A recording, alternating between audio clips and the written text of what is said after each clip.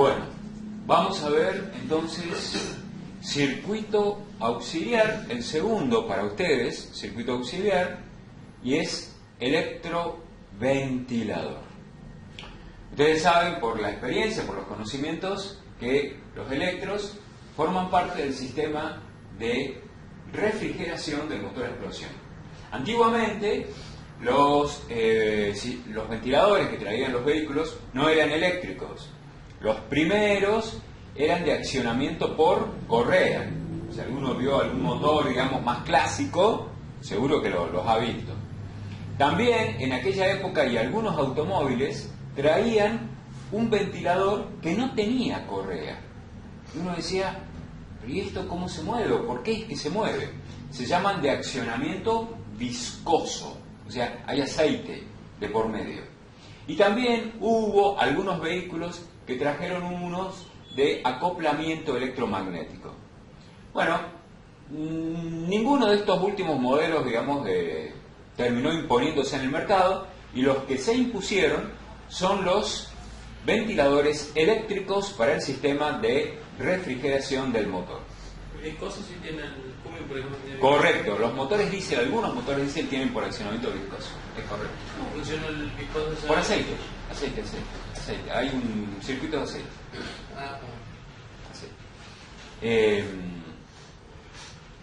En el caso, también creo que hay un motor de MWM que también lo trae. ¿El Sprint? El del Sprint. Sí. ¿La S10? Efectivamente. Sí, Así que motores diésel seguramente los van a encontrar, pero esto, digamos, se impuso. Y ustedes dirán, ¿y por qué se impuso? Bueno, básicamente se impuso por una cuestión de costos, ¿sí? O sea, fabricar un motor eléctrico, porque es un motor eléctrico de corriente continua, hoy en día es de poco dinero. Para una fábrica, digamos, que fabrica miles de estos dispositivos. Entonces, básicamente es el costo. Luego tiene una particularidad, y es que el sistema permite regular las RPM. Entonces, quiere decir que tenemos algún control sobre el dispositivo. Y eso está bueno, ¿sí? Tener algún control. Mueve la lámpara, Andrés, si te molesta. Eso, entonces, eso está bueno.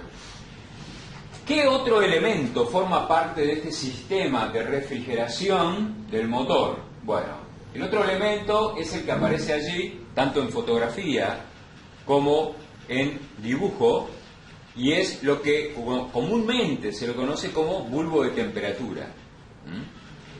Desde un punto de vista eléctrico, un bulbo de temperatura es un interruptor o llave o switch, como le quieran llamar. ¿Y cómo funciona? Pues sencillamente el gráfico muestra que el dispositivo está en contacto con alguna de las cámaras por las que circula el líquido refrigerante. El aumento de temperatura del fluido influye en el dispositivo, que hace que el interruptor que hay en su interior se cierre cuando la temperatura alcanza un determinado valor. Normalmente por arriba de los 85-86 grados, todos, ¿sí? Todos ya cierran. También van a encontrar en el mercado algunos de estos bulbos que en vez de tener un interruptor tienen dos. Y se van a dar cuenta por dos datos, digamos. Uno, la cantidad de terminales eléctricos que tiene en la parte posterior. Esa es una pista. Claro, el otro tiene 3. Correcto, muy bien. Tienen 3. Y el otro dato es que en el cuerpo, acá ven el latón, esto que es un bronce, suele venir tallado los valores de temperatura a los cuales el interruptor cambia de estado. Vamos a suponer 90 grados, vamos a suponer que se pega uno, supongamos. Bueno, si tuviera 2, entonces aparecen los dos valores correspondientes a los dos interruptores. Bueno, eso cambia, digamos, del fabricante a fabricante, lo tienen que mirar con cuidado. Y hay también un tercer tipo de bulbo que en vez de ser un interruptor simple, acá tenemos una llave de un punto, ustedes ya lo saben, es un interruptor inversor, una llave inversora. Ustedes saben muy bien lo que es una llave inversora. Bueno, esos son los distintos tipos básicos que vienen de bulbos y que siempre están en contacto con el fluido. ¿En qué parte se los suele encontrar a estos bulbos, muchachos? ¿Alguien sabe? ¿Tiene alguna pista? ¿En el radiador? Muy bien, en el radiador, efectivamente. Los van a encontrar allí, están muy visibles, porque es a la vista, nada más que acercarse y se los ve, de modo tal que son de fácil acceso. Pero no es fácil cambiar. Ah, no, bueno. Que se cambió el 147, no lo puedo aflojar. Claro, están muy tomados. Durísimo. Tenés que tener una buena llave para poder aflojarlo. Ese es otro problema. Pero en principio, y después, digamos que cuando lo sacás, sí, vas a perder líquido refrigerante y tenés que hacer una purga. Sí. O sea, hay todo un procedimiento, ¿no? Que la gente en taller los hace bien, ¿sí? Bueno, así que ya tenemos dos elementos. Primero es el ventilador eléctrico, el segundo elemento que tenemos aquí es el bulbo. En realidad, con estos dos más una batería, el circuito, se podría decir el circuito primitivo, un circuito básico, está completo. ¿Qué faltaría acá? Que en realidad en los automóviles vienen, es un relé.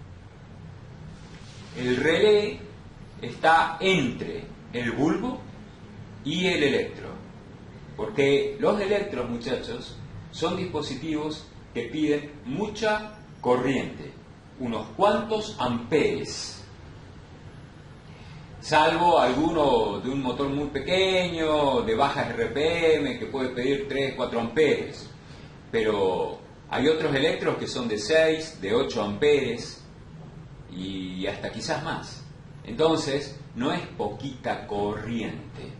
Como la corriente es considerable, muchos fabricantes optan por colocar aquí en este cable verde, un relé. ¿Para qué?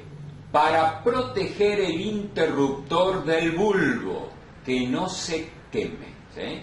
Aunque los bulbos normalmente suelen estar al vacío, ¿sí? O sea, esta parte interna suele estar al vacío, no hay oxígeno. Y si no hay oxígeno, entonces no puede haber chispa. Y si no hay chispa, entonces no podría teóricamente dañar este contacto. No obstante, algunos fabricantes colocan el relecito a medio camino. Pero igual se daña el... Se dañan igual. Sí. Sí, se dañan igual. Sí, sí, el tenía se quemó el bulbo. Claro. Cambió el bulbo y quedó ahí. Así que este es entonces la disposición. Fíjense que en algunos manuales, por eso me pareció interesante esta fotografía con el gráfico, fíjense cómo el autor presenta la información, por eso lo puse a este dibujito. Valor o valores de temperatura que funciona este modelo. Está bueno, o sea, porque ya nos da una pista. El modelo tal funciona en el rango de tantos a tantos. Buena info. ¿Qué llave necesito para poder quitar y reemplazar este bulbo? Miren, para este modelo que yo he puesto, ¿no? Ahí el fabricante pone la llave. También, está bueno. ¿Qué tipo de rosca tiene este bulbo? Y aparece rosca milimétrica, te da la información de la rosca. Está muy bueno. Información eléctrica, algo que nos importa a nosotros. ¿Cómo es la ficha? De 2 terminales, de un solo terminal, como vienen algunos, de 3 terminales, y hay algunos que vienen de más de 3 terminales. ¿Cuál es el símbolo eléctrico asociado? El de un interruptor.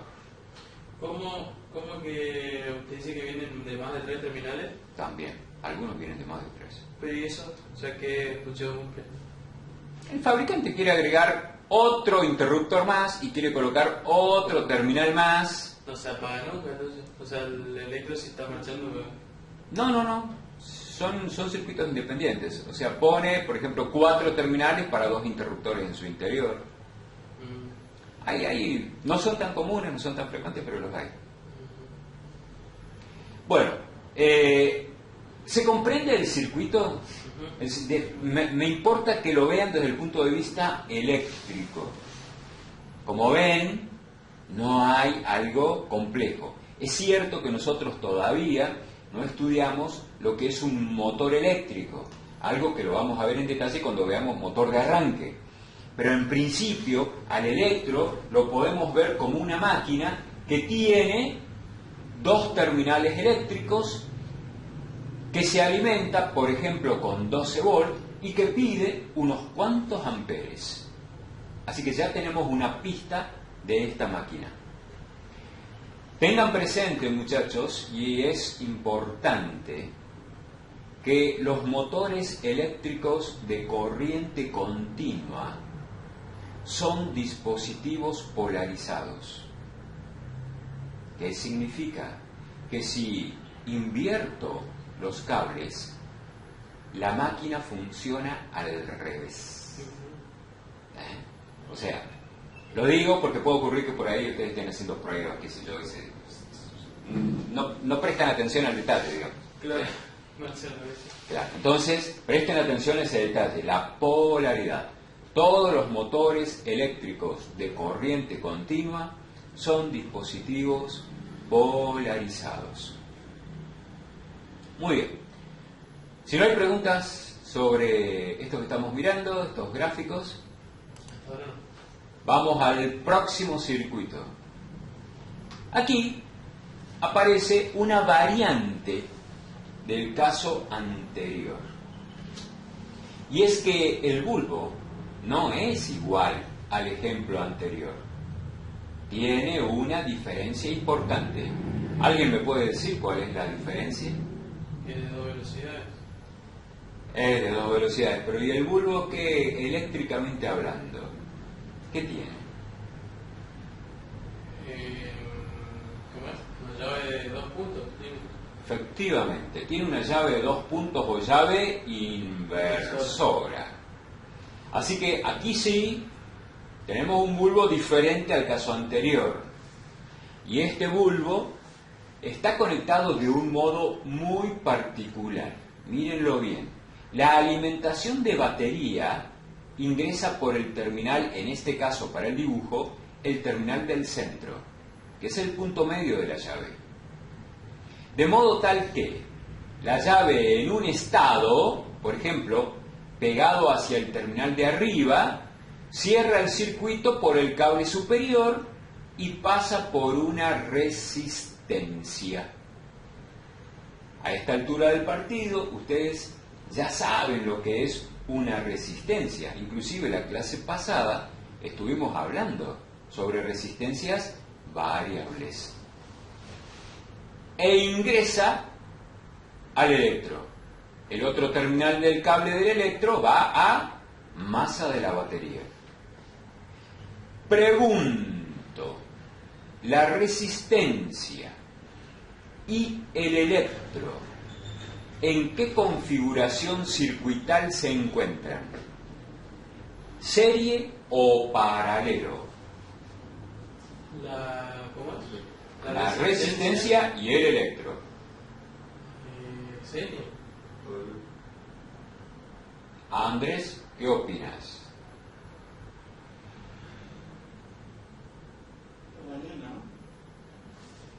Serie, muchachos. Miren. También serie, pues. Están la resistencia, un cable, el electro y el otro cable a fuente. Cambio la pregunta. El interruptor, la resistencia y el electro, ¿en qué configuración circuital están? ¿Serie o paralelo? Sí, están en serie. Luciano. ¿Qué opinan? A mí todo el circuito está en serie. ¿Serie? Andrés, ¿qué decís? Efectivamente, llave, resistencia y electroventilador están en serie. Muchachos, no se olviden nunca que los interruptores eléctricos siempre se conectan en serie. Porque si ustedes conectaran, por ejemplo, con una lamparita, un interruptor en paralelo, ¿qué es lo que van a lograr? Se quema el interruptor. Se va a quemar y van a provocar un cortocircuito espectacular. Los interruptores nunca se ponen en paralelo. Estamos hablando de circuitos eléctricos, ¿no? Claro. No electrónicos. Y siempre van conectados en serie. Aparece allí una fotografía de la famosa resistencia, en este caso es de un Corsa Classic. Como ven, es un dispositivo bastante grande, está pintado de verde así fosforescente, es una resistencia hecha de alambre. ¿Eso de arriba sería la bobina? Es una resistencia, Javier, no es una bobina. Pero, o sea, sería Ese tubo que ves, como lo que lleva la bobina dentro. bueno, es parecido desde el punto de vista físico a una bobina, Sí. pero no es una bobina. Sí. Es una resistencia eléctrica y está hecha, armada sobre este tubo cerámico. Y adentro hay aire. ¿Para qué? Para refrigerar. El aire va a enfriar el dispositivo. Y ustedes dirán, ¿y por qué se va a calentar? Fíjense, dijimos que la resistencia está en configuración serie. Por lo tanto, la corriente que pide el motor del electro pasa sí o sí por la resistencia. Como dijimos hace un rato que la corriente que pide este electro es una corriente de magnitud importante, es natural que esta resistencia tome temperatura. ¿Por qué lleva en un solo cable de resistencia? ¿O se le puede poner las dos? Podrías ponerlo en las dos, pero recordemos que si pones en los dos cables, vas a tener, en vez de una resistencia en serie, dos resistencias en serie. Claro. Y el fabricante calculó que con colocar una resistencia para lo que él busca lograr, que es la segunda velocidad, está bien. Claro. Esa es la segunda velocidad. Bueno, la segunda, quiero decir, dos velocidades. Normalmente los electros arrancan con bajas RPM. Cuando arranca un electro, no lo hace a máxima capacidad. Quiere decir entonces que está arrancando con la resistencia en serie. El primer contacto que se cierra es el superior, acá. Pero siempre va a tener en la más baja en realidad, porque Exactamente. Porque si se quema la resistencia, se quema todo. O sea, deja de funcionar todo. No, fíjate que no. Son dos circuitos, Javier. El primer circuito arranca en el borne más de la batería, es el cable colorado, ingresa, viene al punto medio del interruptor, Sí. y la llave está cerrada arriba.